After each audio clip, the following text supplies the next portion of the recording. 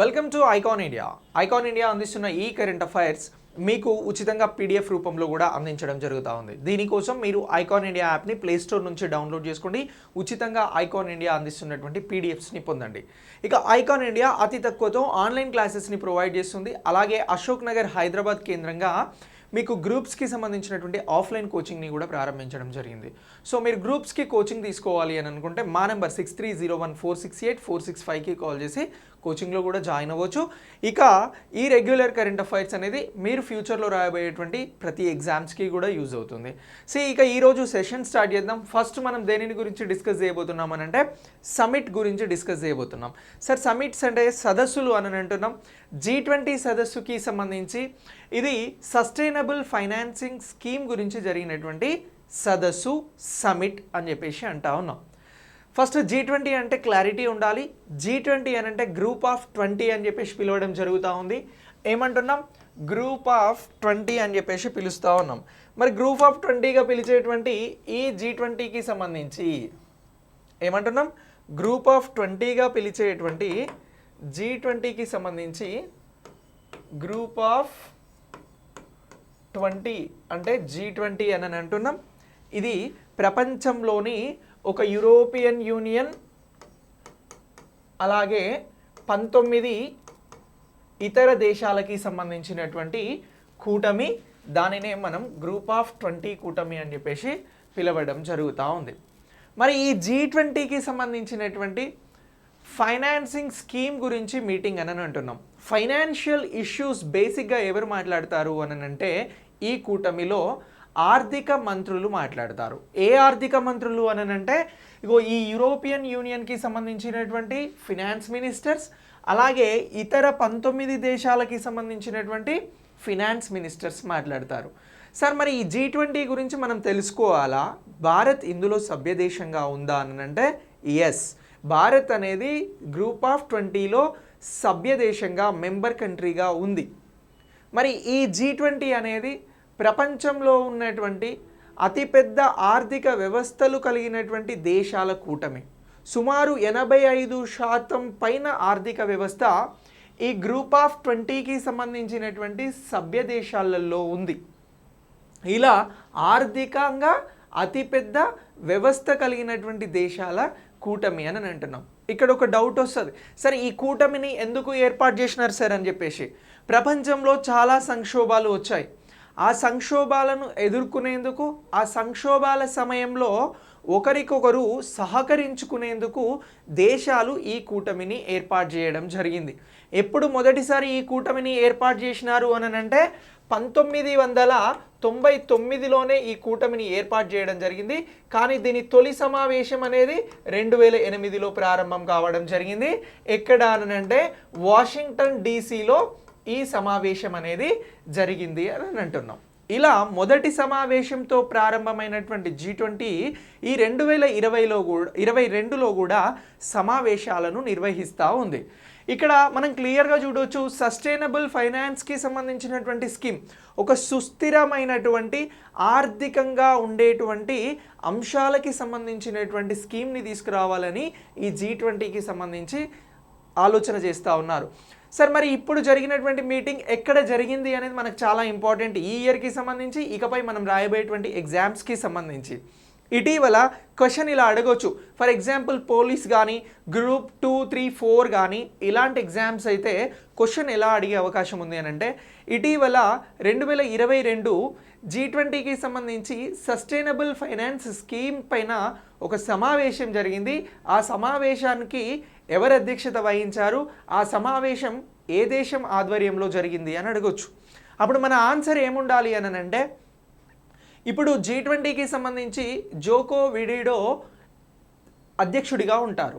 ఇతను ఏ దేశానికి సంబంధించినతను అని అంటే ఇండోనేషియాకి సంబంధించినటువంటి అతను.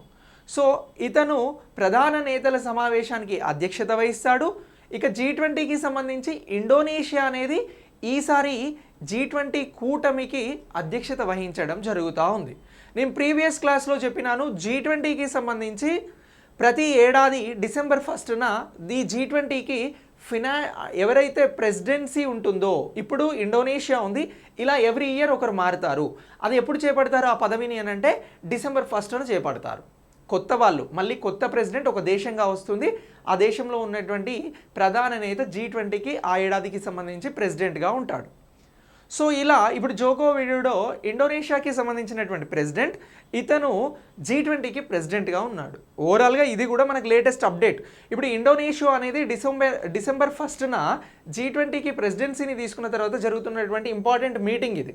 సో అలా ఈ G20 అనేటువంటి కూటమి గురించి ఈ బేసిక్ పాయింట్స్ అన్నీ కూడా మనం గుర్తుంచుకోవాలి. ఇప్పటి వరకు మనం చెప్పినటువంటి పాయింట్స్ నుంచి ఆన్సర్ అనేది ఇవ్వడం జరిగింది. ఎక్కడ జరిగింది అని అంటున్నాం? ఇండోనేషియా ఆధ్వర్యంలో జకార్తా అనేది ఈ సమావేశాన్ని నిర్వహించడం జరిగింది. జోకో విడోడో దీనికి ఈసారి G20కి ప్రెసిడెంట్గా ఉన్నారు అని చెప్పేసి అంటున్నాం. ఇక ఈ సమావేశానికి వచ్చి ఎవరు ప్రెసిడెంట్గా ఉంటారు అంటే ఈ ఇండోనేషియాకి సంబంధించినటువంటి ఆర్థిక మంత్రి ప్రెసిడెంట్గా ఉంటాడు. సో మరి ఈ సమావేశం ఎవరెవరితో జరిగింది అనేది ఇప్పుడు మనం తెలుసుకోవాలి. ఈ సమావేశానికి సంబంధించి G20కి సంబంధించినటువంటి ఆర్థిక మంత్రులు ఎవరు అని అంటున్నాం? ఫినాన్షియల్ మినిస్టర్స్, అలాగే సెంట్రల్ బ్యాంక్ గవర్నర్స్. ఈ సమావేశానికి ఎవరు హాజరయ్యారు? G20కి సంబంధించి సస్టైనబుల్ ఫైనాన్స్ స్కీమ్ పైన జరిగినటువంటి సమావేశానికి అంటే ఫైనాన్స్ మినిస్టర్, G20కి సంబంధించినటువంటి ఆర్థిక మంత్రులు, అలాగే ఎవరైతే సెంట్రల్ బ్యాంక్కి సంబంధించి భారతదేశంలో రిజర్వ్ బ్యాంక్ ఆఫ్ ఇండియా అంటున్నాం, అలాగే ఇతర దేశాలకి సంబంధించినటువంటి సెంట్రల్ బ్యాంక్స్ 19 సెంట్రల్ బ్యాంక్స్ నుంచి 19 దేశాల సెంట్రల్ బ్యాంక్స్ నుంచి యూరోపియన్ యూనియన్కి సంబంధించినటువంటి సెంట్రల్ బ్యాంక్ ఉంటుంది, దానికి సంబంధించినటువంటి నాయకులు, ఆర్థిక మంత్రులు ఈ సమావేశానికి హాజరయ్యారు అనేది ఇక్కడ మనం తెలుసుకోవాలి.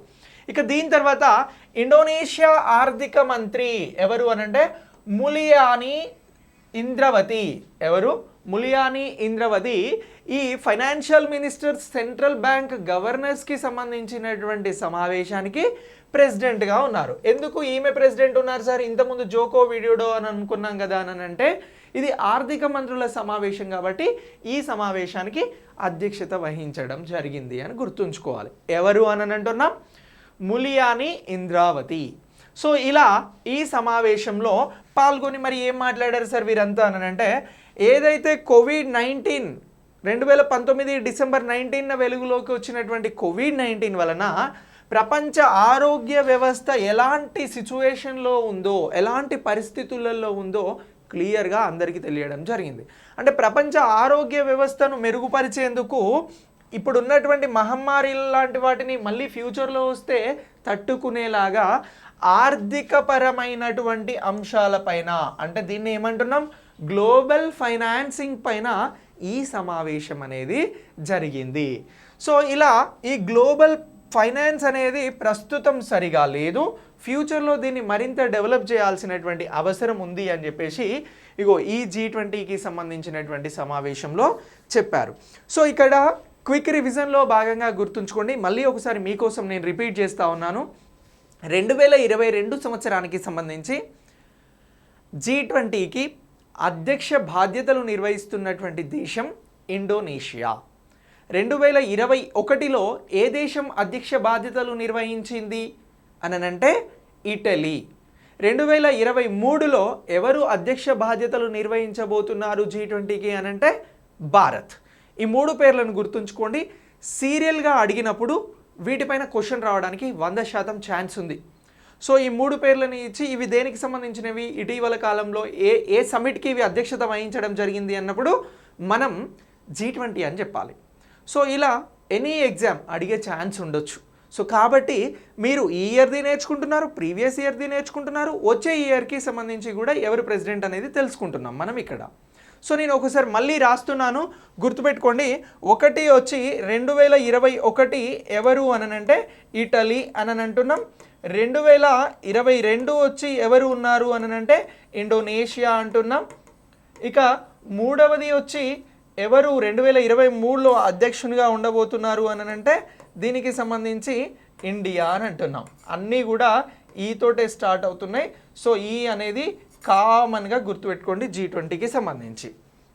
సార్ మరి ఇక్కడ నేను 2020 కూడా అడుగుతారు అని అనుకుంటున్నాను అన్నప్పుడు దీనికి సంబంధించి సౌదీ అరేబియా అనేది ఉండడం జరిగింది. ఎవరంటున్నాం? సౌదీ అరేబియా 2020లో G20కి అధ్యక్షత వహించడం జరిగింది. సో ఇలా ఈ G20 సమిట్ అనేది చాలా చాలా ఇంపార్టెంట్. ఇప్పుడు జకర్తాలో ఫిబ్రవరి 17-18న ఎప్పుడు అంటున్నాం? ఫిబ్రవరి 17-18న G20కి సంబంధించినటువంటి ఆర్థిక మంత్రులు అలాగే సెంట్రల్ బ్యాంక్స్కి సంబంధించినటువంటి గవర్నర్ సమావేశం జరిగింది అని అంటున్నాం. సో ఇక ఈ G20 సభ్య దేశాలకి సంబంధించినటువంటి స్థితిస్థాపక ప్రపంచ ఆరోగ్య వ్యవస్థను రూపొందించాలి, దీనికోసం కలిసి పనిచేయాలి అని చెప్పేసి కూడా ప్రత్యేకంగా ఈ సమావేశంలో డిస్కస్ చేయడం జరిగింది. ఇక ఆర్థిక పెట్టుబడి అలాగే వనరుల అవసరం పైన కూడా ఈ G20 సమావేశంలో చర్చించారు అని చెప్పేసి మనం గుర్తుంచుకోవాల్సి ఉంటుంది. ఓకేనా? ఇక ప్రపంచ బ్యాంక్ గ్రూప్ ప్రెసిడెంట్ డేవిడ్ మల్ఫస్, దీన్ని కూడా మీరు ప్రత్యేకంగా గుర్తుంచుకోవాలి. ఏమంటున్నాం? ప్రపంచ బ్యాంక్కి సంబంధించినటువంటి గ్రూప్ ఏదైతే ఉందో దాని ప్రెసిడెంట్ ఉన్నారు. సో అతనే డేవిడ్ మల్ఫస్. ఈ పేరుని గుర్తుంచుకోండి, అడగడానికి అవకాశం ఉండే ఛాన్స్ ఉంటుంది. ప్రపంచ బ్యాంక్ ప్రెసిడెంట్గా ఎవరున్నారు అంటే డేవిడ్ మల్ఫస్ అని గుర్తుంచుకోండి. ఇక 2020 దేశాలకి సంబంధించి ఈ G20 దేశాలకి సంబంధించి సంక్షోభం నుంచి కోలుకోవడంలో అభివృద్ధి చెందుతున్న మరియు తక్కువ ఆదాయ దేశాలకి ప్రత్యేకంగా సహాయం చేయడం పైన ఈ అంతర్జాతీయ వేదికలకి సంబంధించి ప్రత్యేక దృష్టి పెట్టాలి అని చెప్పేసి అంటా ఉన్నారు. ఏమంటున్నారు? G20 వలన ఆర్థిక వ్యవస్థ బలంగా ఉన్న దేశాలే ఒక్కసారిగా వెనుకకెళ్ళాయి.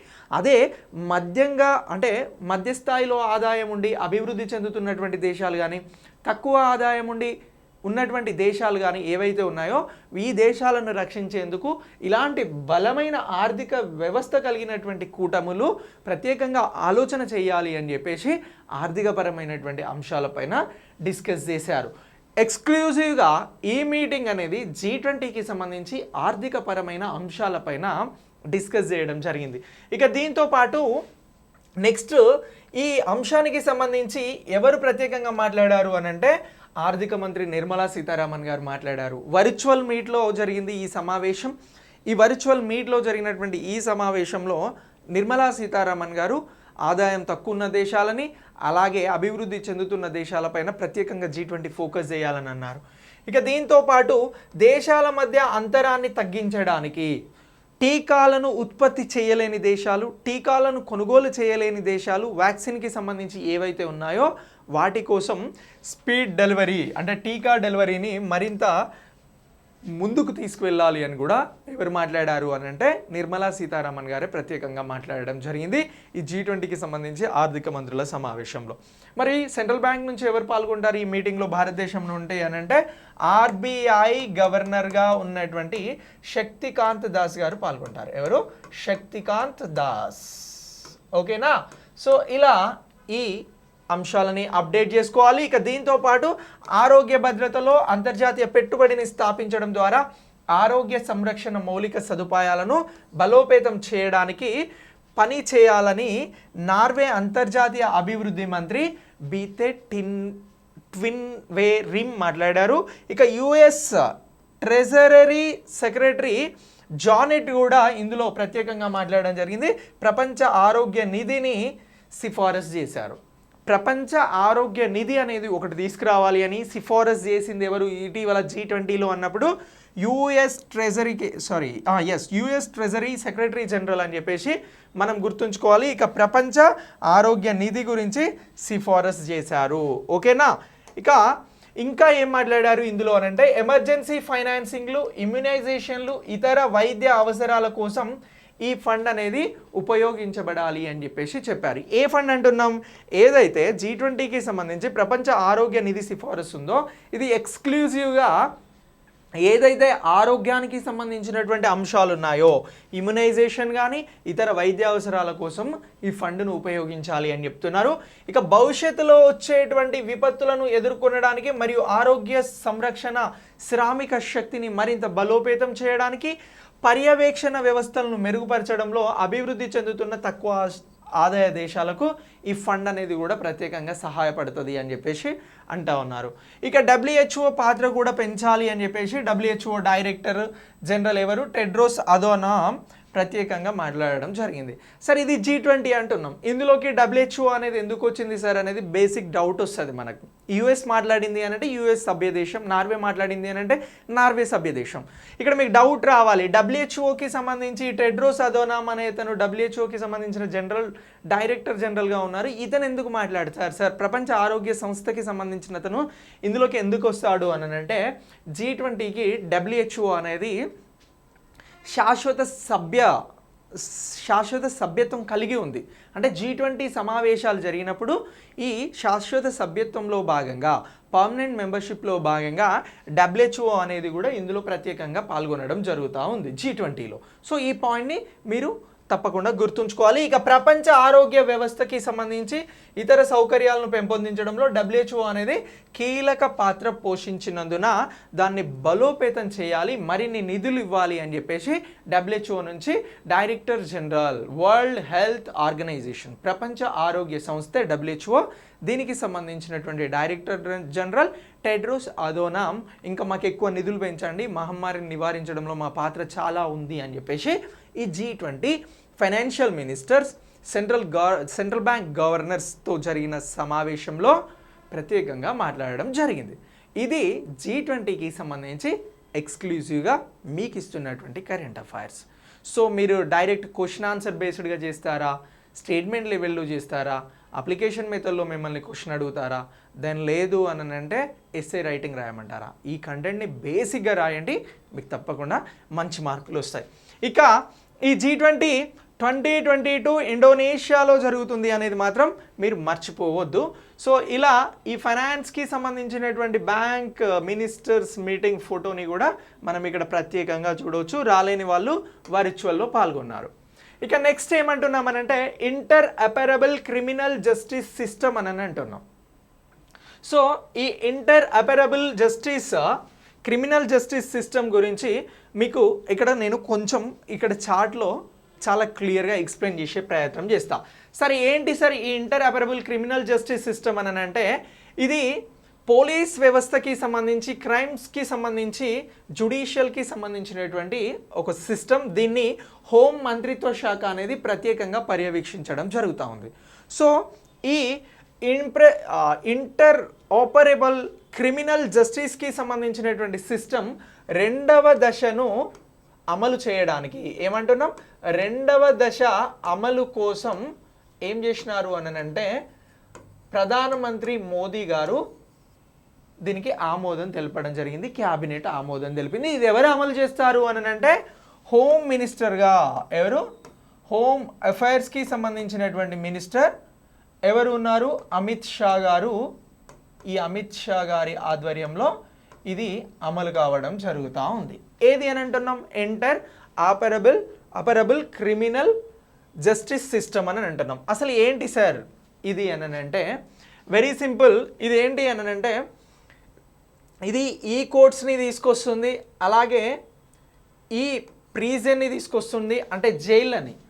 దీంతో పాటు police crime and criminal tracking network సిస్టమ్స్ని డెవలప్ చేస్తూ ఉంది. ఫోరెన్సిక్ ల్యాబ్ కోసం ఈ ఫోరెన్సిక్ని తీసుకొస్తూ ఉంది. ఇక కోర్టుల కోసం ఈ కోర్ట్స్ని తీసుకొస్తూ ఉంది. పబ్లిక్ ప్రాసిక్యూటర్లకి సంబంధించి ఈ ప్రాసిక్యూషన్ విధానాన్ని తీసుకొస్తుంది. జైళ్ళ కోసం ఈ జైళ్ళని తీసుకురావడం జరుగుతూ ఉంది. ఇక్కడ ఇచ్చిన చార్ట్ మీకు కనబడితే ఇదే ఆ చార్ట్. ఇక దీంతో పాటు పాన్ ఇండియా సర్చ్, దీనికి సంబంధించిన ఫీచర్స్ ఏమున్నాయి అని అంటే పాన్ ఇండియా సర్చ్ అనేది ఉంటుంది. వన్ డేటా వన్స్ ఎంట్రీ అని చెప్పేసి అంటా ఉన్నాం. సో క్రిమినల్స్కి కానీ క్రైమ్కి కానీ దానికి రిలేటెడ్గా ఉన్నటువంటి అంశాలు కావాలి అని అంటే ఒకసారి ఎంటర్ చేస్తే దేశంలో ఎక్కడి నుంచి అయినా కూడా తీసుకోవడానికి ఈ సిస్టమ్ అనేది ఉపయోగపడుతుంది. ఇక పిల్లర్ అనాలిసిస్ అని చెప్పేసి ఇంకోటి ఉంది. అలాగే డేటా ఎక్స్చేంజ్ అండ్ సర్వీసెస్ అంటున్నాం. Data link across the domain అని చెప్పేసి అంటున్నాం, దేశవ్యాప్తంగా కూడా. ఇక కంప్రెన్సివ్ డొకెట్ అని చెప్పేసి కూడా ప్రత్యేకంగా చెప్పడం జరుగుతూ ఉంది. ఇక ఇప్పటి వరకు ఈ ఇంటర్ అపెరబుల్ క్రిమినల్ జస్టిస్ సిస్టంలో ఏంటి అని అంటే దీనికి సంబంధించి ఖర్చు అనేది ఎఫ్ఐఆర్కి వచ్చి 4.4 crores, అలాగే కోర్ట్స్కి వచ్చి 8.9 crores, ప్రిజనర్స్కి వచ్చి 91.7 lakhs, విజిటర్స్కి వచ్చి 2.27 crores, ఫోరెన్సిక్ వచ్చి 1.85 lakhs వరకు కేటాయించి ఖర్చు చేయడం జరిగింది మొదటి దశలో. ఇప్పుడు ఏమంటున్నాము అని అంటే రెండవ దశకి కూడా ఆమోదం తెలిపింది. ఇది ఏంటి అని అంటే ఇప్పుడు ఏదైతే ఎలక్ట్రిక్ మోడ్లో, వర్చువల్ మోడ్లో చాలా అంశాలు జరిగిపోతున్నాయో అలానే ఇప్పుడు క్రిమినల్స్కి సంబంధించి, పోలీస్ వ్యవస్థకి సంబంధించి, ఫోరెన్సిక్ ల్యాబ్స్కి సంబంధించి, జైళ్ళకి సంబంధించి, ప్రాసిక్యూషన్స్కి సంబంధించి ఈ ఎలక్ట్రిక్ విధానం అనేది తీసుకొస్తూ ఉన్నారు. దానికి సంబంధించిన రెండవ దశనే ఈ దశ. సో లైక్ ఈ ఇమేజ్లో చూడవచ్చు, everything on internet and like electric. So 2022-23 నుంచి 2025-26 మధ్య కాలంలో inter operable criminal justice system ప్రాజెక్ట్ని అమలు చేసేందుకు మోదీ ప్రభుత్వం ఆమోదం తెలిపింది అని అంటున్నాం. ఇటీవల పోలీసులకి సంబంధించినటువంటి మోడర్నైజేషన్ కోసం కూడా బడ్జెట్ని కేటాయించింది, అది వేరు. ఇప్పుడు ఏమంటున్నాం, interoperable criminal justice system కోసం మళ్ళీ ఈ స్కీమ్ని 5 ఏళ్ల పాటు మెయింటైన్ చేసేందుకు 2022 నుంచి 26 వరకు తీసుకొస్తున్నారు అని చెప్పేసి గుర్తుంచుకోవాలి. ఈ inter operable criminal justice system తీసుకొచ్చారా లేదా అని అంటే తీసుకొచ్చారు. ఎప్పటి నుంచి ఎప్పటి వరకు? 2022-23 నుంచి 2025-26 వరకు అని గుర్తుంచుకోవాల్సి ఉంటుంది. ఇక దీని తర్వాత ఈ ప్రాజెక్ట్ సెంట్రల్ సెక్టర్ స్కీమ్గా అంటే కేంద్ర ప్రాయోజిత కార్యక్రమంగా నడవబోతా ఉంది. దీనికి సంబంధించి 3,375 కోట్ల రూపాయలను కేటాయించారు. 2022 నుంచి 25-26 మధ్య కాలంలో మొత్తం కేటాయించినటువంటి 3,375 కోట్లను ఖర్చు చేయబోతా ఉన్నారు. సో ఇలా దీనికి సంబంధించినటువంటి బాధ్యతను ఎవరు నిర్వహిస్తారు అని అంటే మనం ఇప్పటివరకు చెప్పినట్లు హోం వ్యవహారాల మంత్రిత్వ శాఖ అనేది ప్రత్యేకంగా ఈ బాధ్యతలను నిర్వహించబోతా ఉంది. ఇక దీంతో పాటు కేంద్ర హోంమంత్రిగా ఉన్నటువంటి అమిత్ షా మార్గదర్శకంలోనే ఈ ICJS ప్రాజెక్ట్ అనేది రెండవ దశ కూడా సమర్థవంతంగా, ఆధునికంగా ఈ పోలీసింగ్కి సంబంధించినటువంటి నిర్దేశించే దిశగా ముందుకు వెళ్తూ ఉంది అని చెప్పేసి గుర్తుంచుకోవాలి. ఇక దీంతో పాటు ఇది సెంట్రల్ స్కీమ్ అని అన్నాము. హై స్పీడ్ కనెక్టివిటీతో అంకితమైనటువంటి సురక్షితమైన క్లౌడ్ ఆధారిత మౌలిక సదుపాయాలని కూడా తీసుకొస్తూ ఉన్నారు. సరే, ఇక్కడ క్లౌడ్ ఆధారిత అంటే ఏంటి అని అంటే ఇప్పుడు పోలీసింగ్ శాఖకి సంబంధించి, జైళ్ళకి సంబంధించి, ప్రాసిక్యూషన్కి సంబంధించి, అలాగే ఫోరెన్సిక్కి సంబంధించి అంతా ఎలక్ట్రిక్ మోడ్లో, ఇంటర్నెట్ మోడ్లో ఇవి అవైలబుల్గా ఉండేలాగా డేటా అంతా ఒకే దగ్గరికి చేర్చేలాగా ప్రయత్నం చేస్తున్నారు. మరి ఇంత డేటాను స్టోర్ చేసేదే క్లౌడ్ సిస్టమ్. సో ఇలాంటి క్లౌడ్ సిస్టమ్ని కూడా అడ్వాన్స్గా తీసుకురాబోతున్నారు. ఈ బడ్జెట్ని అలాగే ఈ ఖర్చుల్ని అందుకోసమే చేయబోతున్నారు అని అంటున్నాం. ఇక ఈ inter operable criminal justice system అనేది ప్రధానంగా ఈ 5 కోసం జరుగుతుంది. పోలీసింగ్ కోసం, ఫోరెన్సిక్ కోసం, కోర్టులుగా మారడానికి, పబ్లిక్ ప్రాసిక్యూషన్స్ కోసం, అలాగే ఈ జైల్స్ కోసం. ఇక నేషనల్ ఇన్ఫర్మేటివ్ సెంటర్ అనేది ఒకటి ఉంది. సో దీన్నే NIC అని చెప్పేసి అంటున్నాం. దీని సహకారంతో ప్రాజెక్ట్ అమలుకు నేషనల్ క్రైమ్ రికార్డ్స్ బ్యూరో బాధ్యత వహిస్తుంది అని అంటున్నాం. మనకు నేషనల్ క్రైమ్ రికార్డ్ బ్యూరోకి సంబంధించి ప్రీవియస్ ఒక క్లాస్లో తెలుసుకున్నాం, ఆత్మహత్యలు ఈసారి నిరుద్యోగులు ఎక్కువగా చేసుకుంటున్నారు అని చెప్పేసి. అలా డేటాకి సంబంధించినటువంటి మొత్తం బాధ్యత, అలాగే ఇంటర్ ఆపరబుల్ క్రిమినల్ జస్టిస్ సిస్టమ్కి సంబంధించినటువంటి ఈ ప్రాజెక్ట్ని నిర్వహించేటువంటి బాధ్యత నేషనల్ ఇన్ఫర్మేటిక్స్ సెంటర్ సహకారంతో ఎవరు చేస్తూ ఉన్నారు అని చెప్తున్నారు అని అంటే నేషనల్ క్రైమ్ రికార్డ్స్ బ్యూరో వారు చేస్తున్నారు అని చెప్తా ఉన్నారు. సో ఇలా ఇది కూడా మనకు చాలా చాలా ఇంపార్టెంట్.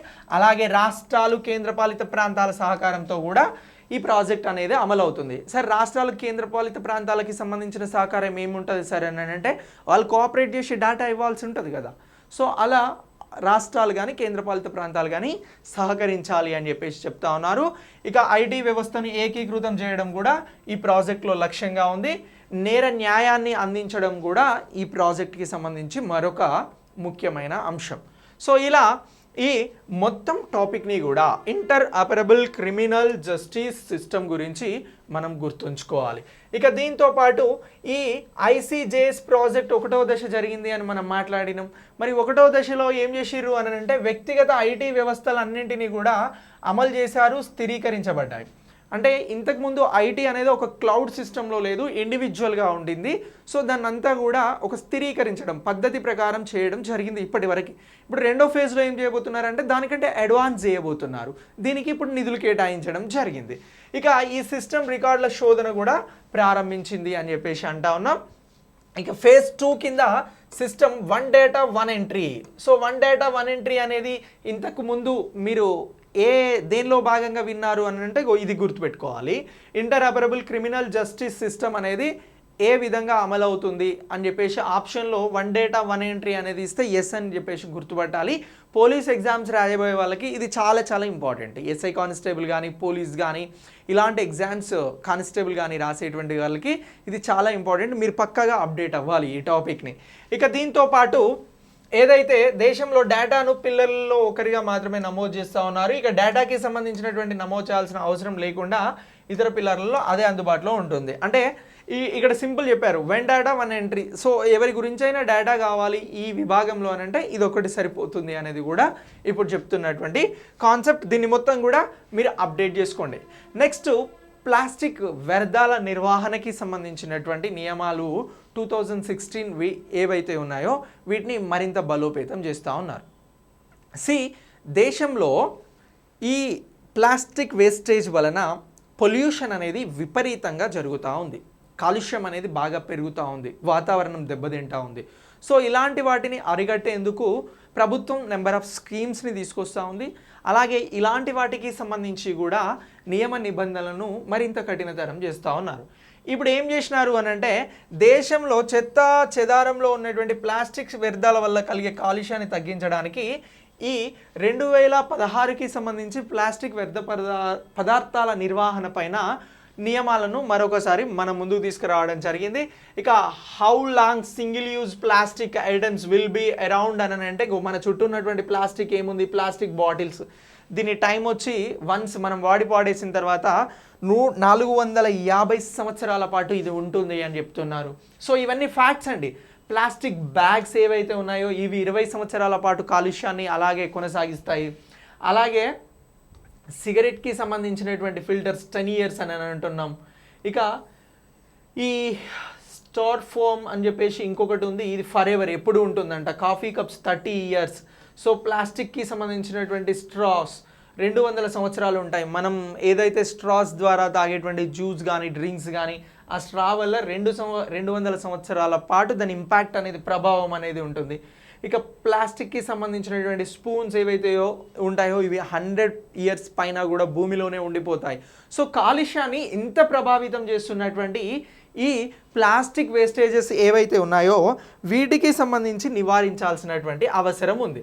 అంటే తక్కువ వినియోగంతో ఎక్కువ చెత్తను కలిగి ఉన్నటువంటి గుర్తించినటువంటి సింగిల్ యూజ్ ప్లాస్టిక్ వస్తువుల నిషేధంతో పాటు ఎవరైతే దీనికి సంబంధించి ఉత్పత్తి చేసేటువంటి వారు ఉంటారో వారికి సంబంధించినటువంటి ఈ కొత్త మార్గదర్శకాలు జూలై 1, 2022 నుంచి అమల్లోకి వస్తూ ఉన్నాయి.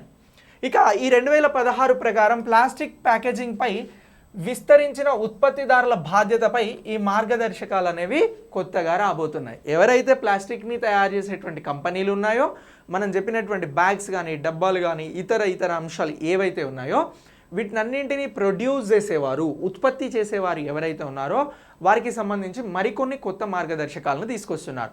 ఎందుకు అనంటే ప్లాస్టిక్ వల్ల ప్రజెంట్ జరుగుతున్నటువంటి డ్యామేజ్ని అరికట్టేందుకోసం అని చెప్పేసి.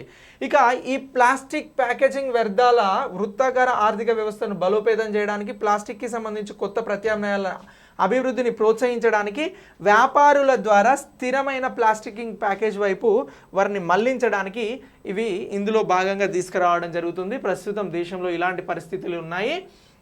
ఇక ప్యాకేజింగ్ కోసం తాజా ప్లాస్టిక్ మెటీరియల్ వాడకాన్ని తగ్గించడానికి ఈ మార్గదర్శకాలు అనేవి దృఢంగా ఉండబోతా ఉన్నాయి అని చెప్పేసి చెప్తా ఉన్నాం. సో ఇలా ఈ ఉత్పత్తిదారులకి సంబంధించినటువంటి కండిషన్స్ని పెంచడం వల్ల ప్లాస్టిక్ యూసేజ్ని కొంత కంట్రోల్ చేయొచ్చు అని చెప్పేసి భారత ప్రభుత్వం ప్రెసిడెంట్ భావిస్తూ ఉంది. ఇక రీసైక్లింగ్ కానీ ప్లాస్టిక్కి సంబంధించి ప్యాకేజింగ్కి సంబంధించినటువంటి వ్యర్థాలు కానీ రీసైక్లింగ్ ప్లాస్టిక్ కంటెంట్ వాడకానికి సంబంధించి ఉన్నటువంటి అంశాలపైన ఈ ప్రిస్క్రిప్షన్ ప్లాస్టిక్ వినియోగాన్ని మరింత తగ్గిస్తూ ఉంది. ప్లాస్టిక్ ప్యాకేజింగ్ వ్యర్థాల రీసైక్లింగ్కి ఇది మద్దతు ఇస్తుంది అని మనం ప్రత్యేకంగా గుర్తుంచుకోవాలి. సో ఇలా ఎప్పటి నుంచి ఈ కొత్తగా ప్లాస్టిక్ వ్యర్థాల నిర్వహణకి సంబంధించి 2016 నిబంధనలను మరింత కఠినతరం చేశారు. ఇది ఎప్పటి నుంచి అమల్లోకి వచ్చింది అని అంటే ప్రీవియస్ బిట్లో మనం నేర్చుకోవాల్సింది June 1, 2022 అని చెప్పేసి గుర్తుంచుకుంటే సరిపోతుంది. ఓకేనా? సో ఇలా ఈ అంశాలను గుర్తుంచుకోండి. ఇక దీని తర్వాత నేషనల్ డ్యామ్ సేఫ్టీ అథారిటీ అని అంటున్నాం. సార్ డ్యామ్ సేఫ్టీ అని అంటున్నాం. డ్యామ్స్ అంటే మనందరికీ తెలుసు పెద్ద పెద్ద ఆనకట్టలు. సో మరి దేశంలో ఇప్పటి వరకు ఎన్ని పెద్ద ఆనకట్టలు ఉన్నాయి, డ్యామ్స్ ఉన్నాయి అని అంటే CWC సెంట్రల్ వాటర్ కమిషన్ ఇచ్చినటువంటి రిపోర్ట్ ప్రకారం 5202 డ్యామ్స్ అనేవి ప్రజెంట్ దేశంలో ఉన్నాయి. మరి ఈ డ్యామ్స్ ద్వారా చాలామంది ప్రజలు వ్యవసాయానికి సంబంధించి, తాగునీటికి సంబంధించి, ఇతర ప్రాజెక్టుల అవసరానికి సంబంధించినటువంటి వాటిని పొందడం జరుగుతూ ఉంది, వాటర్ని పొందడం జరుగుతూ ఉంది. సో ఈ డ్యామ్స్ పరిరక్షణ అనేది చాలా చాలా అవసరం దేశంలో. 5202 డ్యామ్స్ ఇప్పటి వరకు ఉన్నాయి అని అంటున్నాం. సో ఇలాంటి డ్యామ్స్ని పరిరక్షించేందుకు కేంద్ర ప్రభుత్వం గత ఏడాది ఏం చేసింది అని అంటే డ్యామ్ సేఫ్టీ యాక్ట్ని తీసుకురావడం జరిగింది. ఏమంటున్నాం? డ్యామ్ సేఫ్టీ యాక్ట్ ఏవైతే ఆనకట్టలు ఉన్నాయో ఈ ఆనకట్టలకి సంబంధించినటువంటి వాటిని రక్షించేందుకు, పర్యవేక్షించేందుకు ఒక చట్టాన్ని తీసుకొచ్చారు. ఆ చట్టం ప్రకారం ఇప్పుడు ఏం చేసినారు అని అంటే ఇగో ఈ నేషనల్ డ్యామ్ సేఫ్టీ అథారిటీ అనేటువంటి దానిని స్థాపించినారు అని చెప్పేసి చెప్తా ఉన్నాం. మరి దీని విధులేంటి, ఇది ఏం చేస్తుంది, ఇది ఎలా అనేది ఒకసారి తెలుసుకుందాం. So national dam safety authority ఏదైతే ఉందో ఇటీవల ఇది అమల్లోకి వచ్చింది. ఇది దేని ప్రకారం అమల్లోకి వచ్చిందని నేను చెప్తున్నాను అని అంటే గత సంవత్సరం తీసుకొచ్చినటువంటి నేషనల్ డ్యామ్ సేఫ్టీ బిల్ చట్టం ప్రకారం ఇది అమల్లోకి వచ్చింది. ఇది అమల్లోకి వచ్చిందా లేదా అని చెప్పేసి మిమ్మల్ని ఫ్యూచర్లో ఎగ్జామ్లో అడిగితే వచ్చింది అని చెప్పాలి. ఫిబ్రవరి నెల 2022లో ఇది అమల్లోకి వచ్చింది అని చెప్పేసి చెప్పాలి. ఇక అలాగే డ్యామ్ భద్రతకి సంబంధించి ప్రమాణాలు నిర్వహించడానికి, డ్యామ్కి సంబంధించినటువంటి విపత్తులను నివారించడానికి, అంతర్రాష్ట్ర సమస్యలను పరిష్కరించడానికి ఈ నేషనల్ డ్యామ్ సేఫ్టీ అథారిటీ అనేది వర్క్ చేయబోతూ ఉంది. ఓకేనా? ఇక దీంతో పాటు గత ఏడాది డిసెంబర్ 8న పార్లమెంట్ ఆమోదించిన డ్యామ్ సేఫ్టీ యాక్ట్ అని అంటున్నాం. ఇది ఇప్పటివరకు నేను చెప్పిన. సో ఇలా దీని పద్ధతుల ప్రకారం ప్రామాణీకరించడం కోసం ఇది సహకరిస్తుంది. అలా సహకరించేదే నేషనల్ డ్యామ్ సేఫ్టీ అని అంటున్నాం. ఓకే, ఇక అథారిటీకి ఒక చైర్మన్ ఉంటాడు, ఇతని నేతృత్వం వహిస్తాడు. అలాగే దీనికి సంబంధించి 5 విభాగాలుగా నాయకత్వం వహించడానికి 5 సభ్యులను తీసుకుంటా ఉన్నారు. ఆ విధానాలు ఏంటి అని అంటే పరిశోధించడం, డ్యామ్లకి సంబంధించి సాంకేతికత అంశాలను పరిశీలించడం, నియంత్రణ చేపట్టడం, విపత్తులకి సంబంధించినటువంటి అంశాలను ఫాలోఅప్ చేయడం, అలాగే స్థితిస్థాపక పరిపాలన, ఆర్థికపరమైనటువంటి అంశాలు డ్యామ్ల గురించి రిపోర్ట్స్ రెడీ చేయడం ఉంటుంది. ఇక ఈ అథారిటీకి ఢిల్లీలో ప్రధాన కార్యాలయం ఉంటుంది మరియు 4 ప్రాంతీయ కార్యాలయాలు అనేవి కూడా ఏర్పాటు చేస్తూ ఉన్నారు. సో ఇలా నేషనల్ డ్యామ్ సేఫ్టీ అథారిటీ గురించి మీరందరూ కూడా అప్డేట్ అవ్వాలి. ఇది మనకు చాలా చాలా ఇంపార్టెంట్. ఇక దీంతో పాటు ఈ డ్యామ్ భద్రతపై 22 మంది సభ్యుల జాతీయ కమిటీని కూడా కేంద్రం ఏర్పాటు చేసింది. డ్యామ్ భద్రతకి సంబంధించి ఎంతమందితో కేంద్రం కమిటీని ఏర్పాటు చేసింది అని ఎగ్జామ్లో అడగొచ్చు. అప్పుడు 22 అని చెప్పేసి మనం గుర్తుంచుకోవాలి. ఇక దీనికి సెంట్రల్ వాటర్ కమిషన్ చైర్మన్ అనే అతనే నేతృత్వం వహిస్తాడు. దేనికి? డ్యామ్స్ భద్రతకి సంబంధించి ఏర్పాటు చేసినటువంటి సభ్యుల కమిటీ ఏదైతే ఉందో దానికి సెంట్రల్ వాటర్ కమిషన్ చైర్పర్సన్ నేతృత్వం వహిస్తాడు.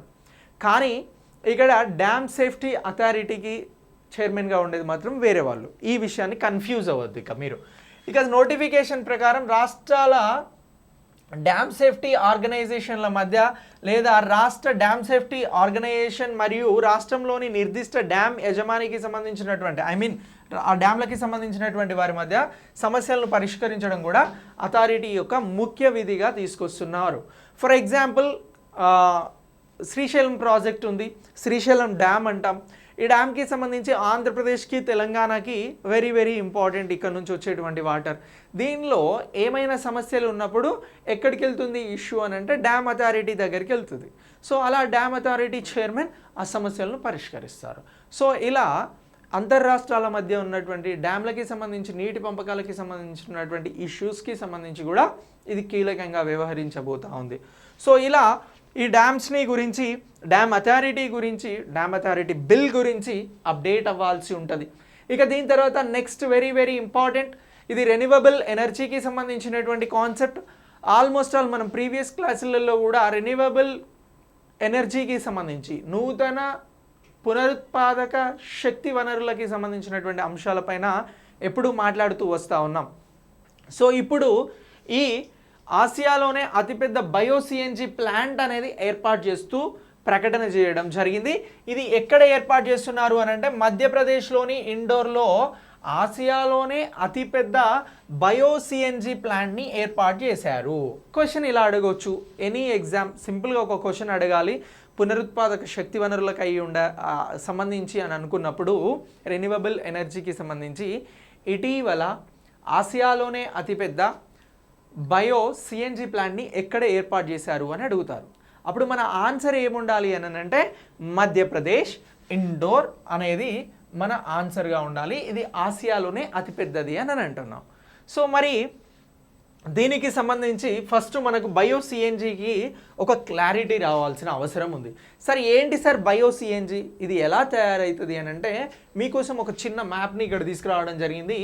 ఇది ఎలా వస్తుంది అని అంటే కౌడంగ్ అని అంటున్నాం, అంటే ఏదైతే పేడ ఉంటుందో పశువులకి సంబంధించినటువంటి పేడ, అలాగే డైరీస్ అంటే ఈ ఆవులకి గేదెలకి సంబంధించినటువంటి డైరీస్ నుంచి వచ్చేటువంటి డంగ్ ఏదైతే ఉంటుందో, పేడ ఏదైతే ఉంటుందో వాటి ద్వారా, అలాగే ఆగ్రో వేస్టేజ్ ద్వారా అని అంటున్నాం. దీంతో పాటు ఫామ్ ల్యాండ్స్ నుంచి వస్తుంది ఆగ్రో వేస్టేజ్ అంతా కూడా, వ్యవసాయ భూముల నుంచి. అలాగే పౌల్ట్రీ వేస్టేజ్ అని అంటున్నాం. సో పౌల్ట్రీస్ నుంచి వచ్చేటువంటి ఈ వేస్టేజ్ ద్వారా ప్రధానంగా ఈ ఏదైతే ఉంటుందో వాటిని తీసుకొని అక్కడ బయోగ్యాస్ ప్లాంట్కి దీన్ని పంపించడం జరుగుతూ ఉంది. ఈ 3 విధాలుగా వచ్చేటువంటి దాన్ని, ఈ బయోగ్యాస్ నుంచి వచ్చేటువంటిదే బయో-సిఎన్జి ప్లాంట్ అని అంటున్నాం. ఇప్పుడు ఈ బయో-సిఎన్జి ప్లాంట్నే మధ్యప్రదేశ్ ఇండోర్లో ఏర్పాటు చేసినారు అని చెప్పేసి చెప్తా ఉన్నాం. మరి ఈ బయో-సిఎన్జి ద్వారా వచ్చినటువంటిది దేనికోసం ఉపయోగపడుతుంది అని అంటే ఇండస్ట్రీస్ కోసం, కుకింగ్ కోసం, అంటే గ్యాస్గా ఉపయోగపడుతుంది. అలాగే వెహికల్స్కి సంబంధించి బయో-సిఎన్జి కంప్రెషన్స్కి సంబంధించి ఇక్కడ నుంచి ఎక్కడికి వెళ్తుంది అని అంటే ఫ్యూయల్, అంటే ఈ వెహికల్స్ నడవడానికి కావాల్సినటువంటి గ్యాస్ రూపంలో మారుతూ ఉంది. ఇక దీంతో పాటు ఈ బయో-సిఎన్జి ప్లాంట్స్ ఎలక్ట్రిసిటీగా కూడా ఉపయోగపడడం జరుగుతూ ఉంది. దీనివల్ల గృహాలకి సంబంధించినటువంటి విద్యుత్ వస్తుంది. ఇక దీని నుంచే గృహాలకి సంబంధించినటువంటి గ్యాస్ అనేది కూడా రావడం జరుగుతూ ఉంది. సో మనం వాడుతున్నటువంటి వేస్టేజ్ కానీ, అలాగే పశువుల నుంచి, ఫార్మింగ్ నుంచి వస్తున్నటువంటి వేస్టేజ్ ఏదైతే ఉందో ఈ వేస్టేజ్ ద్వారా రూపొందించబడుతున్నదే బయో-సిఎన్జి గ్యాస్. సో ఇలా ఈ బయో-సిఎన్జి ప్లాంట్ ద్వారా ఇన్ని లాభాలు ఉన్నాయి కాబట్టి ఇది ఆసియాలో పెద్దది అంటున్నాం కాబట్టి కరెంట్ అఫైర్స్లో కూడా మనకు చాలా ప్రియారిటీ అని నేను చెప్తా ఉన్నా. ఇక ఈ బయో-సిఎన్జి ప్లాంట్ని ద్వారా 100% తడి వ్యర్థాల నుంచి నిర్వహించబడుతుంది. అలాగే ఈ ప్లాంట్ అనేది PPP పబ్లిక్ ప్రైవేట్ పార్ట్నర్షిప్ విధానంలో నిర్మించబడుతుంది. ఇటీవల ఎక్కడ నిర్మించబడింది అని అంటే మధ్యప్రదేశ్లోని ఇండోర్ సిటీలో. ఇక దీని నుండి ఇండోర్ మున్సిపల్ కార్పొరేషన్కి సంవత్సరానికి 2.5 కోట్ల రూపాయల ఆదాయం కూడా వస్తుంది అని చెప్పేసి మనం చెప్తా ఉన్నాం. అలాగే బయో-సిఎన్జి ప్లాంట్ ఏదైతే ఉందో దీనికి సంబంధించి ఉత్పత్తి చేయబడినటువంటి గ్యాస్తో ఇండోర్లో దాదాపు 400 బస్సులు కూడా ప్రతిరోజు నడపబడతాయి అని అంటున్నాం. ఇప్పుడు ఏర్పాటు చేస్తున్నటువంటి బయో-సిఎన్జి ప్లాంట్ ద్వారా 400 బస్సుల్ని ఎలాంటి పొల్యూషన్ లేకుండా అద్భుతంగా ఇండోర్లో నడపొచ్చు అని అంటున్నాం. అలాగే 2.5 కోట్ల ఆదాయం అనేది ప్రతి సంవత్సరానికి కూడా వస్తుంది అని చెప్తా ఉన్నాం. ఇక దేశంలోని దాదాపు 20 రాష్ట్రాలకు చెందినటువంటి స్వచ్ఛ భారత్ మిషన్ డైరెక్టర్లు కూడా ఈ కార్యక్రమంలో పాల్గొంటా ఉన్నారు అని అంటున్నాం. స్వచ్ఛ భారత్లో భాగంగా ఇది ఇంపార్టెంట్ కూడా. ఇక బొగ్గు, ముడి చమురు, అలాగే సహజ వాయువు, అన్ని శిలజ ఇంధనాలు, డీజిల్, గ్యాస్ట్రోలిన్, కిరోసిన్ ఉత్పత్తికి కూడా ఉపయోగిస్తారు. ఇక చనిపోయినటువంటి జంతువులు, మొక్కలు, సేంద్రియ పదార్థాలు మిలియన్ సంవత్సరాల క్రితం ఉన్నటువంటి శిలాజ ఇంధనాలుగా ఏర్పడతాయి.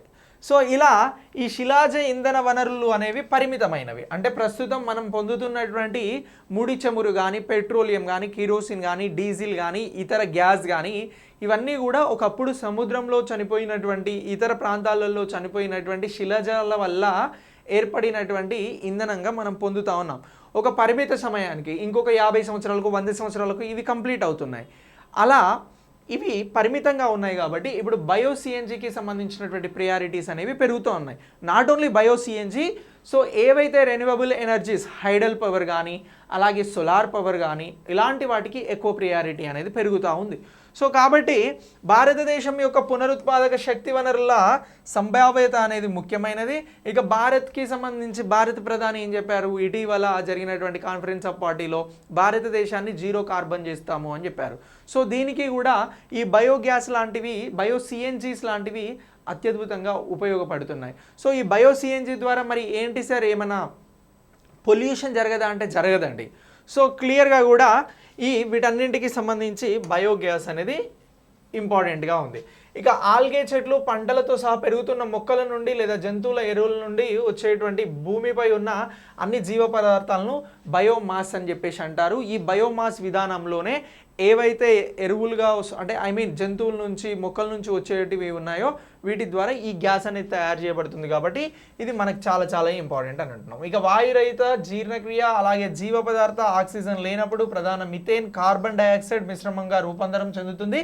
దీనిని సాధారణంగా బయోగ్యాస్ అని చెప్పేసి పిలుస్తారు అని చెప్పేసి కూడా మనం అంటున్నాం. ఇక బయోమిథేన్ కూడా ఈ సిలిండర్లోకి అలాగే సీసాల్లో ఉంచవచ్చు. బయో కంప్రెస్డ్ న్యాచురల్ గ్యాస్, దాన్నే సిఎన్జి అని అంటున్నాం. సిఎన్జి అంటే ఏంటి అని అంటే బయో కంప్రెస్డ్ న్యాచురల్ గ్యాస్ అని చెప్పేసి అంటా ఉన్నాం.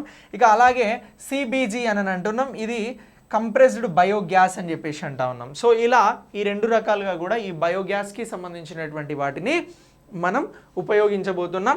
ఇప్పుడు ఇది దేశంలోనే, ఆసియాలోనే అతిపెద్దది అని అంటున్నాం.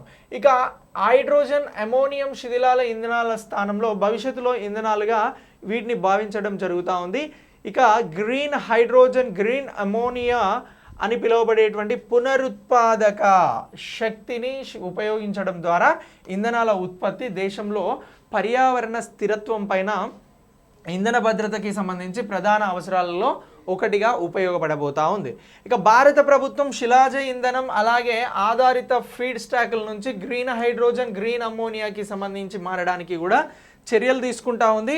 ఇక శిలాజ ఇంధనం పైన ఆధారపడడాన్ని తగ్గించడం, దేశంలో సామాన్య ప్రజలకు స్వచ్ఛమైన ఇంధనాన్ని అందించడం కూడా దీని లక్ష్యంగా ఉంది. వెరీ సింపుల్గా చెప్పాలంటే ఇప్పుడు మనం వాడుతున్నటువంటి ఇంధనాలకి సంబంధించినటువంటి అవసరాలను తగ్గిస్తూ బయోకి సంబంధించినటువంటి అవసరాలను పెంచడం అనేది దీని కాన్సెప్ట్గా ఉంది. ఓకే, దీన్ని అంతా కూడా మనం అప్డేట్ చేసుకోవాల్సి ఉంటుంది. ఇక దీంతో పాటు ముడి చమురు దిగుమతులను ఇది తగ్గిస్తుంది అని చెప్పినాం. అలాగే గ్రీన్ హైడ్రోజన్ అనేది గ్రీన్ అమోనియాకి సంబంధించి ఎగుమతి కేంద్రంగా అవతరించబోతా ఉంది.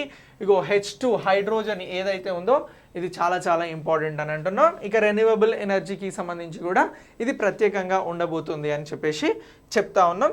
దీన్ని ఎట్టి పరిస్థితుల్లో మీరు మర్చిపోవద్దు. ఇక హైడ్రోజన్ అనేది కాల్చినప్పుడు అది నీటిలో ఆవిరి మాత్రమే విడుదల చేస్తుంది, కానీ కార్బన్ డైఆక్సైడ్ని విడుదల చేయదు.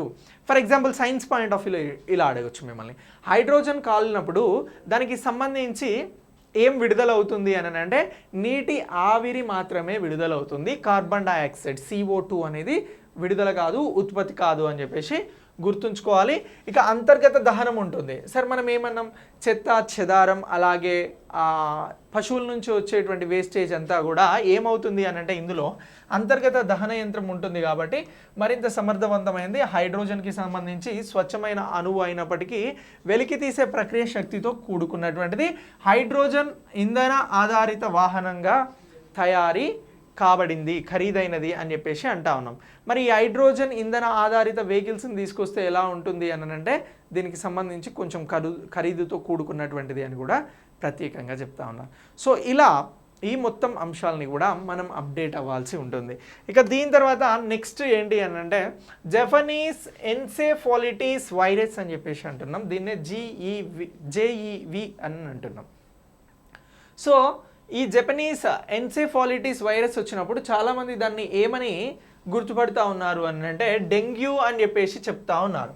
ఇది ఎక్కువగా దక్షిణ తూర్పు ఆసియా, పశ్చిమ పసిఫిక్లో దోమల వల్ల కలిగేటువంటి మెదడు వాపు వ్యాధికి సంబంధించినటువంటి కారణంగా చెప్తా ఉన్నారు. డెంగ్యూ అని చెప్పేసి దీన్ని తప్పుగా నిర్ధారిస్తూ ఉన్నారు అని అంటున్నారు.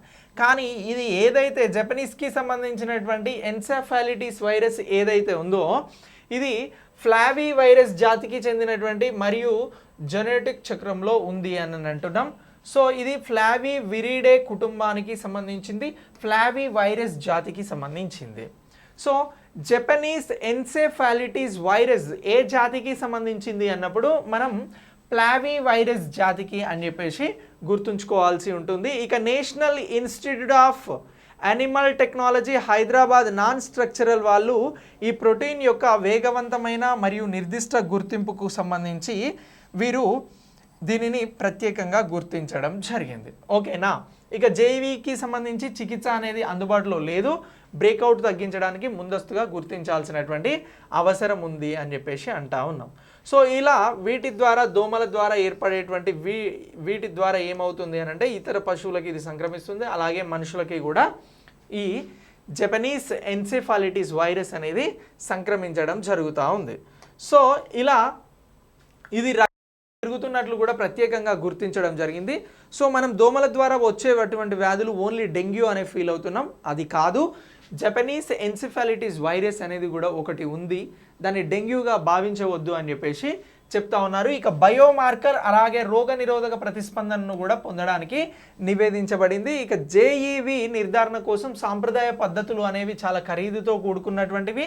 ఈ ప్రమాదాన్ని గుర్తించడానికి ఎక్కువ సమయం తీసుకునే రోగ నిర్ధారణ పద్ధతులు, విస్తృతమైనటువంటి ప్రయోగశాలల ఏర్పాటు అనేది అవసరం ఉంది అని అంటున్నారు. ఇక శిక్షణ పొందినటువంటి నైపుణ్యం అవసరం ఉంది కాబట్టి బయోసెన్సార్ పరిమితులను కూడా ఇది అధిగమించగలుగుతుంది అని చెప్పేసి దీన్ని అభివృద్ధి చేయాల్సినటువంటి అవసరం గురించి చెప్తా ఉన్నారు. సో ఇంకా యాంటీబాడీకి బదులు NS1ని గుర్తించడం వల్ల యాంటీజెన్ ఇన్ఫెక్షన్ యొక్క 1వ రోజు నుంచి ఉన్నందున దీన్ని అదనపు ప్రయోజనాన్ని కలిగి ఉంటుంది అని అంటున్నారు. అందువల్ల ముందస్తుగా గుర్తించడం అనేది ఈ జపనీస్ ఎన్సెఫాలిటిస్ వైరస్కి సంబంధించి ముఖ్యమైన అంశం సైన్స్ పాయింట్ ఆఫ్ వ్యూలో.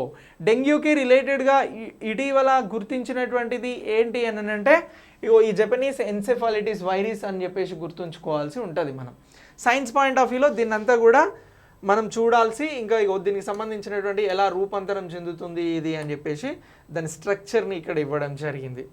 ఓకేనా. ఇక దీని తర్వాత నెక్స్ట్ ఏంటంటే ఆర్థిక మంత్రిత్వ శాఖ యొక్క నెలవారీ ఆర్థిక సమీక్ష అని అంటున్నాం. ఫినాన్స్ మినిస్టర్స్కి సంబంధించి ఎకానమీ ఏదైతే ఉందో దానికి సంబంధించి ఫినాన్స్ రివ్యూ జరిగింది. ఇది ఓన్లీ ఫర్ జనవరి, అంటే ఒక నెలకి సంబంధించినటువంటి రివ్యూ అని అంటున్నాం.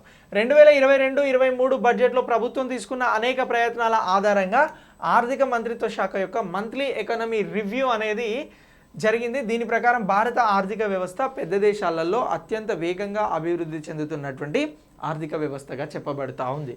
సో దీనిని ప్రపంచంలో ఉన్నటువంటి ఏవైతే ప్రపంచ బ్యాంక్ కానీ IMF కానీ ఇతర సంస్థలు ఉన్నాయో దాన్ని యాక్సెప్ట్ చేస్తూ ఉన్నాయి. ప్రపంచంలో అత్యంత వేగంగా అభివృద్ధి చెందుతున్నటువంటి ఆర్థిక వ్యవస్థగా భారత్ని గుర్తించడం జరుగుతూ ఉంది.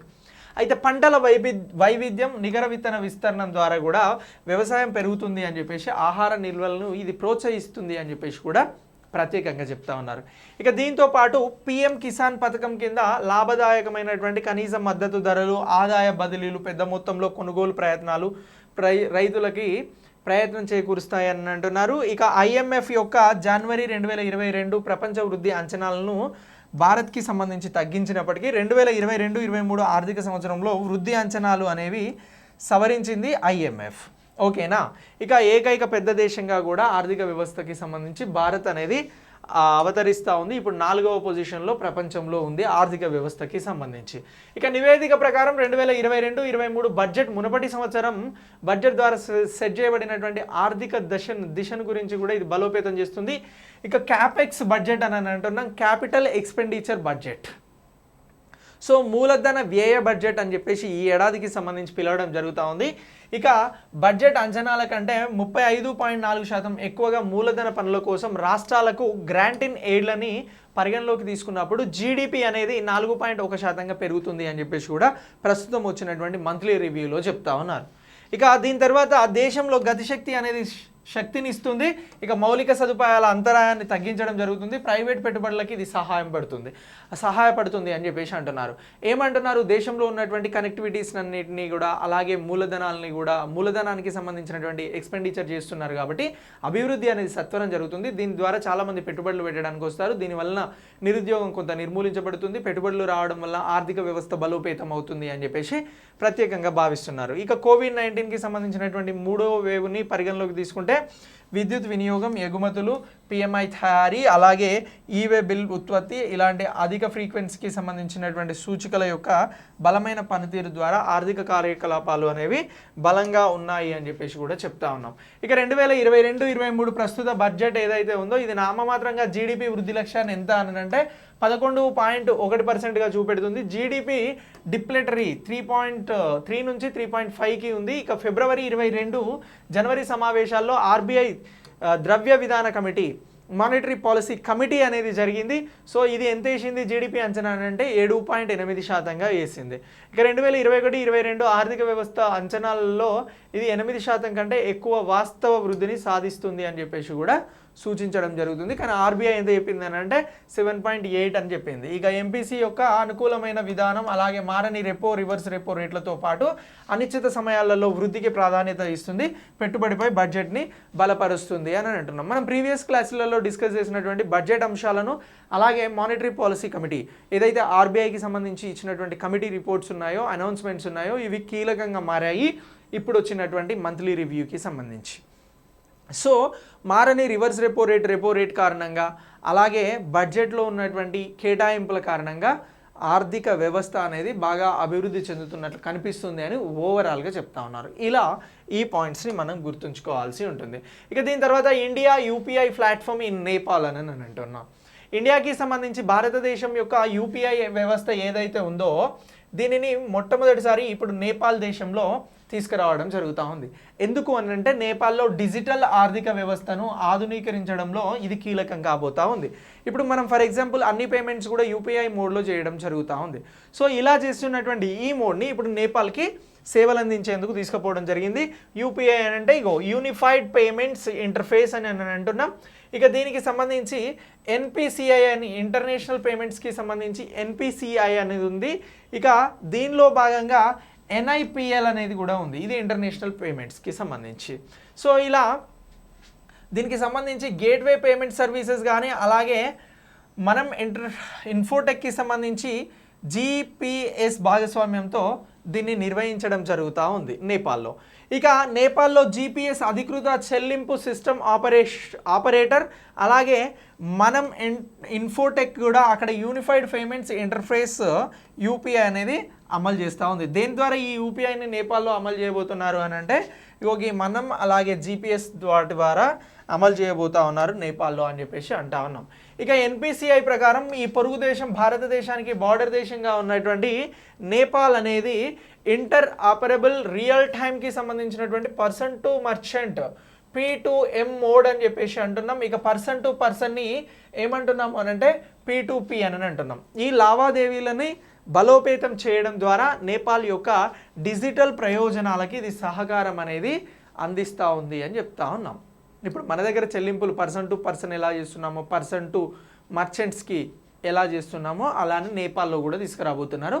దీనికి సంబంధించి ఈ యూనిఫైడ్ ఏదైతే యూపీఐ ఉందో యూనిఫైడ్ పేమెంట్స్ ఇంటర్ఫేస్ ఇది అనేది నేపాల్కి సహకరిస్తుంది. ఇటీవల యూపీఐని ఏ దేశంలో అమలు చేస్తూ ఉన్నారు, ఏ దేశంలో ప్రారంభించడం జరిగింది అని అంటే నేపాల్ అని చెప్పేసి మనం చెప్పాల్సి ఉంటుంది. ఇక వ్యాపార చెల్లింపులు, బ్యాంకు ఖాతాలు అలాగే నిజ సమయ ఆర్థిక బదిలీలు దీంతోపాటు ఇంటరాపరబుల్ ఓపెన్ పేమెంట్ సిస్టమ్ నుండి నేపాల్ చివరి మైలు వినియోగదారుల పౌరుల ప్రయోజనాలు పొందేందుకు కూడా ఇది ప్రత్యేకంగా అనుమతిస్తుంది. ఇక భవిష్యత్తులో నేపాల్ మరియు భారత్ మధ్య నిజ సమయ క్రాస్ బార్డర్ P2P బదిలీలకి మార్గాన్ని తెరుస్తుంది. ఏదైతే నేపాల్కి ఉన్నటువంటి బార్డర్ కంట్రీస్ ఉన్నాయో అక్కడ కూడా యూపీఐ అనేది నేపాల్లో ఉంది, భారత్లో ఉంది, కాబట్టి పేమెంట్స్ అనేవి సులువైపోతాయి అని చెప్పేసి చెప్తా ఉన్నారు. ఇక అవకాశాలను ఇది విస్తరించే విధంగా ఉంటుంది అని అంటున్నాం. ఇక నేపాల్కి సంబంధించి అవస్థాపన సౌకర్యాలను పెంచడంలో యూపీఐ అనేది డిజిటల్ చెల్లింపులకి సంబంధించి అత్యధికంగా ఇక్కడ ఉన్నటువంటి వారికి ఉపయోగపడబోతా ఉంది. ఇక మనం ఎన్పిసిఐ అని కూడా అన్నాం. ఇది రిజర్వ్ బ్యాంక్ ఆఫ్ ఇండియా యొక్క ప్రత్యేక విభాగమే ఎన్పిసిఐ. సో ఇది ఎప్పుడు అని అంటే 2008 సంవత్సరంలో స్థాపించబడింది. ఎప్పుడు అని అంటున్నాం 2008లో. ఎన్పిసిఐ అంటే ఏంటి అని అంటే national payments corporation of India అని చెప్పేసి అంటున్నాం. భారత ఆర్థిక మంత్రిత్వ శాఖ ద్వారా ఇది నిర్వహించబడుతుంది. ఎన్పిసిఐ ఎవరి ద్వారా నిర్వహించబడుతుంది? భారత ఆర్థిక మంత్రిత్వ శాఖ. ఎన్పిసిఐ అని అంటే ఏంటి? National payments corporation of India. దీన్ని ఎవరు స్థాపించారు? ఆర్బీఐ. ఎప్పుడు స్థాపించింది? 2008లో. సో ఇలా ఈ బేసిక్కి సంబంధించినటువంటి ప్రత్యేక విభాగంగా ఉన్నటువంటి ఎన్పిసిఐ గురించి తెలుసుకోవాలి. ఇక భారతదేశం యొక్క రిటైల్ చెల్లింపులు అలాగే పరిష్కార వ్యవస్థలను నిర్వహించడానికి రిజర్వ్ బ్యాంక్ ఆఫ్ ఇండియా అనేది ప్రత్యేకంగా స్థాపించబడింది. You know very well. ఇక దీని తర్వాత ఎన్పిసిఐ ఇంటర్నేషనల్ పేమెంట్స్ లిమిటెడ్ అనేది ఒకటి ఉంది, అదే ఎన్ఐపిఎల్. సో దీనికి సంబంధించి ఎన్పిసిఐ తన ఉత్పత్తులను అంతర్జాతీయంగా మార్కెట్ చేయడానికి ఈ వ్యాపారాన్ని స్థాపించింది, అదే ఎన్ఐపిఎల్ అని అంటున్నాం. సో ఈ ఎన్ఐపిఎల్ అనేది ఈ ఎన్పిసిఐని సంప్రదించి సరిహద్దు చెల్లింపులు యూపీఐ అమలు చేయడానికి మరియు డిజిటల్ చెల్లింపులు దేశీయంగా ఉత్పత్తి చేయబడినటువంటి సాంకేతికతలను ఉపయోగించడం వంటి వాటికి సంబంధించి ప్రత్యేకంగా ఉండబోతా ఉంది. సో ఇలా ఈ ఎన్పిసిఐ గురించి అలాగే ఇంటర్నేషనల్ పేమెంట్స్ లిమిటెడ్ గురించి కూడా ప్రత్యేకంగా గుర్తుంచుకోవాల్సి ఉంటుంది. ఇక దీని తర్వాత నాక్ గైడ్ లైన్స్ ఆన్ అక్రిడియేషన్ అని చెప్పేసి అంటా ఉన్నాం. ఈ ఎన్ఏఏసి నాక్ అనేది దేనికి సంబంధించింది అని అంటే యూనివర్సిటీలకి సంబంధించినటువంటి అక్రిడేషన్ గైడ్ లైన్స్ని ఇస్తూ ఉంది. సో ఇది కరిక్యులర్ ఆస్పెక్ట్స్ అనే వాటిపైన పరిశీలన చేస్తూ ఉంది, అలాగే టీచింగ్, లెర్నింగ్ అండ్ ఎవల్యూషన్స్ పైన వర్క్ చేస్తూ ఉంది, రీసెర్చ్ కన్సల్టెన్సీ అండ్